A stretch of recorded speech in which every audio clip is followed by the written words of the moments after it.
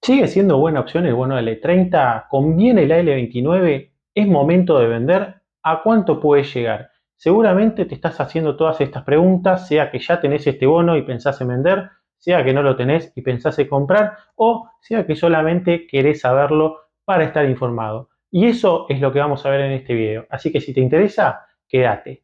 Bienvenidos al canal, esto es Finanzas con Luis. Hoy vamos a ver este tema tan interesante que son los bonos argentinos, que son una de las inversiones del momento. Ya preparé un video hace algunas semanas en el que hablé de cómo lo veía. Desde ese momento siguieron subiendo estos bonos y acá vamos a hacer un repaso y ver si pueden seguir subiendo, hasta cuánto pueden llegar y más o menos qué es lo que yo pienso y cuál es mi bono favorito. En este canal hablamos de economía, finanzas, mercados, inversiones, así que si te interesa, suscríbete y activa la campanita así no te perdés de nada. También te invito a seguirme en Instagram, el nombre de usuario es Finanzas con Luis DD, igual que el de YouTube, y te invito a dejar en los comentarios qué opinás vos, cuál es tu bono favorito y si te queda alguna pregunta para que te lo conteste en los próximos días. Antes de ir a la pantalla, si vemos bien un poco los números y vemos bien hasta cuánto puede llegar de acuerdo a los cálculos matemáticos, ¿por qué están subiendo estos bonos? La razón principal e indiscutida es el superávit fiscal y la voluntad de pago que tiene este gobierno. Y esto no es que tenga voluntad de pago solamente porque sí, sino es porque piensan en el próximo año. El próximo año hay muchos vencimientos de deuda y lo que necesitan sí o sí es volver a colocar deuda en el mercado este año para repagar la deuda del año que viene. Eso es lo que viene diciendo Milei, Caputo, bueno, los distintos funcionarios vienen enfatizando esto justamente porque necesitan que los bonos suban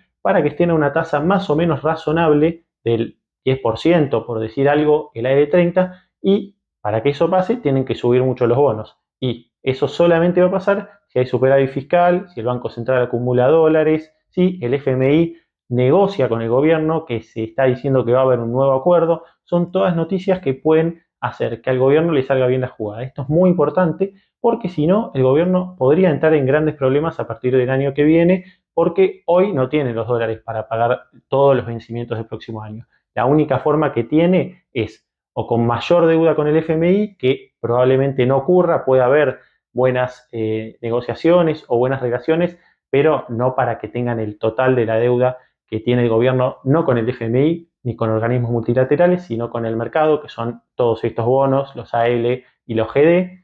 Entonces, ese es el gran objetivo que tiene el gobierno. Y lo que estamos viendo es que es la prioridad absoluta. El superávit fiscal está por arriba de la actividad económica, por arriba de las acciones, que le vaya bien a las empresas. Este año la prioridad indiscutida para el gobierno es el superávit fiscal y darle señales al mercado de que la deuda se va a pagar. Y eso lo dicen por todos lados. Y entonces los bonos suben. Otra cuestión que ya viene quedando demostrada es que la ley base, por ejemplo, o las negociaciones políticas no están teniendo grandes incidencias. Sí, un poco en las acciones, pero no en lo que son los bonos. ¿Por qué? Porque el mercado lo que evalúa es, ¿tiene los dólares para pagar este gobierno, el Estado? Bueno, hace las cuentas. Gasta esto, tiene estos ingresos, hace el resultado, eso es el superávit primario, después paga los intereses y eso es el superávit financiero. Si le da en verde los números, listo, los bonos se van a pagar. Eso es lo que lee el mercado. Entonces, ahora vamos a ver qué conviene, el AL30, el AL29. Bueno, vamos a ver un poco los números, así que quédate y vamos a la pantalla. Bueno, vamos a ver entonces un poco los flujos y cuánto puede ir variando el precio de la L30. Esto es el GD30, lo que vemos es que los flujos son los mismos, lo único que cambia es el precio, pero bueno, también lo tenemos ahí como referencia, pero el ejercicio lo vamos a hacer con el AL30. Entonces, lo que nosotros tenemos es que este año paga de capital 4 dólares y intereses y ya después empieza a pagar 8 más intereses. Entonces, hoy tenemos una tasa interna de retorno del 21% aproximadamente, 20,9. La ganancia, obviamente, considerando lo que en total se va a recibir con lo que se pone hoy, es del 76, pero en realidad eso obviamente no considera la fecha, lo que importa entonces es la tasa interna de retorno. Ahora, la tasa interna de retorno depende. Estos flujos se van a cobrar independientemente de cuál sea el precio, siempre y cuando se paguen, obviamente. Entonces, la tasa depende del precio, que eso es lo que todos sabemos, que mientras más alta es la tasa, más bajo es el precio y viceversa, pero lo que tiene también es que depende de lo que es el tiempo. Supongamos, yo acá tengo la fecha de hoy. Ahora, ¿qué pasa si yo acá pongo, y vamos a hacer el ejercicio, julio? esta tasa que era de 20,9 pasó a 22,7. Y si yo pongo diciembre de este año, pasa a 28. Entonces, tenemos dos cosas que nos juegan a favor para que la tasa, para que el precio suba. Tanto el tiempo como la posibilidad, obviamente, de que baje la tasa, entonces suba el precio. Entonces, si hacemos este ejercicio, lo que nosotros podemos ver es qué pasa si yo llego a fin de año, más o menos al 30 de diciembre, que es cuando el gobierno ya va a estar que tener todo preparado para pagar los vencimientos del año que viene, que como vamos a ver son bastante más altos. Entonces acá la tasa, obviamente tengo que descontar esto que ya se pagó para ese momento, va a ser de 23,84. Lo que dijimos es que el gobierno necesita que esta tasa sea más o menos del 10%.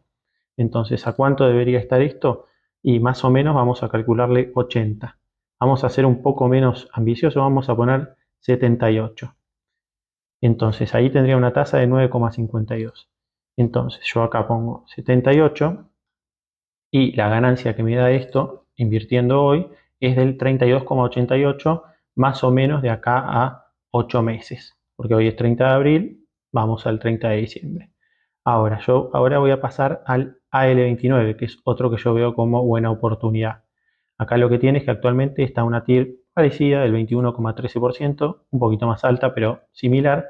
Ahora, en este bono, que es más corto incluso, la fecha le juega más a su favor, porque es más corto el total del bono, ¿no? Entonces, si yo me voy, supongamos, a julio, la TIR pasaría a 23,10. Y si yo me voy a diciembre, entonces vamos a poner de nuevo 30 de diciembre, llegaría a un 30% de TIR a este mismo precio. Obviamente voy a descontar este pago porque ya para ese momento se va a haber hecho, pero igualmente como es chiquito es un 29,48. ¿A cuánto tendría que ir para que sea más o menos del 9-10% la TIR? Bueno, acá lo vamos a ver. Supongamos, si está en 80 todavía no llegaría, o sea que el gobierno medio que no le cierra y entonces supongamos 85, recién ahí podría ser un precio más o menos que esté alineado con lo que vimos antes. ¿Y esto qué significa? Que también a los 6 meses que estamos planteando, perdón, a los 8 meses que estamos planteando, que sería de acá a diciembre, tendríamos una ganancia del 38,55, obviamente considerando el cupón que cobramos. Acá lo que habíamos visto es que era de 32,88. Esto, ¿cuándo se puede empezar a ver esta diferencia de que la L29 se empieza a despegar más de la L30? Probablemente cuando llegue el momento de que se cobran los cupones de julio, como vimos, el de la L29 es bastante bajito. Esa no es una desventaja, pero es 0,50 este año, pero ya a partir del año que viene es más de 10, porque obviamente es más corto el bono. En cambio, acá en el AL30 lo que tenemos es un cupón este año que es un poco más alto, pero ya después empieza a ser más bajo. Entonces puede ser que haga que sea más atractivo el 29. Yo por eso ya empiezo a posicionarme en el 29 viendo esta diferencia de que puede llegar a tener un poco más de crecimiento. Obviamente el 29 tiene como desventaja que es un poco más ilíquido, o sea que hay menos operaciones, con lo cual es mejor hacer órdenes límite y no órdenes mercado, pero yo lo veo mejor.